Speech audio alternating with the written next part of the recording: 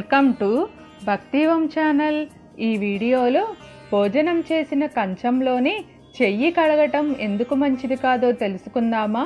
చాలా మంది ప్రజలు భోజనం చేసిన తరువాత తిన్న కంచంలోనే చేతులను శుభ్రం చేసుకుంటూ ఉంటారు।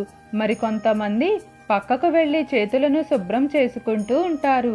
కానీ అన్నం తిన్న ప్లేటులోనే చేతులు కడుక్కోవాలని పెద్దవారు చెబుతూ ఉంటారు। కానీ జ్యోతిష నిపుణులు అలా చేయకూడదని చెబుతారు।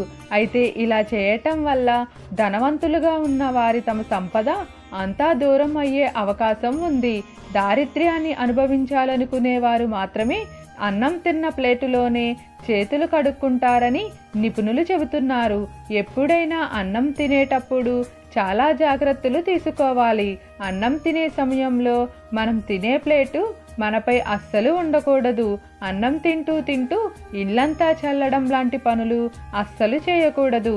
అలా చేయటం వల్ల ఆ ఇంటిలోనికి దరిద్ర దేవతలు వచ్చే అవకాశం ఉంది। తమ ఇంటిపై లక్ష్మీదేవి అనుగ్రహం ఉండాలనుకునేవారు ఇల్లు శుభ్రంగా ఉంచుకొని భోజనం చేయాలి। ప్లేటు చుట్టూ అన్నం పడకుండా భోజనం చేయాలి। ప్లేటులో అన్నం మిగలకుండా తినడం ఎంతో మంచిది। అన్నం తినేటప్పుడు అరచేతిలో తాకకుండా వేళ్ల చివరతో మాత్రమే తినాలి। మరికొంతమంది నడుస్తూ నిలబడి భోజనం చేస్తూ ఉంటారు।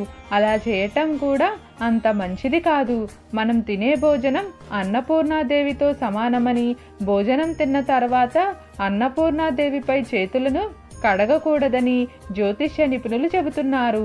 ఎవరైతే ఎంతో నియమ నిబద్ధతతో భోజనం చేస్తారో వారికి ఎప్పుడూ భోజనానికి ఇబ్బంది ఉండదు। మీకు ఏమైనా సందేహాలు ఉంటే దయచేసి కామెంట్ సెక్షన్లో తెలియజేయండి।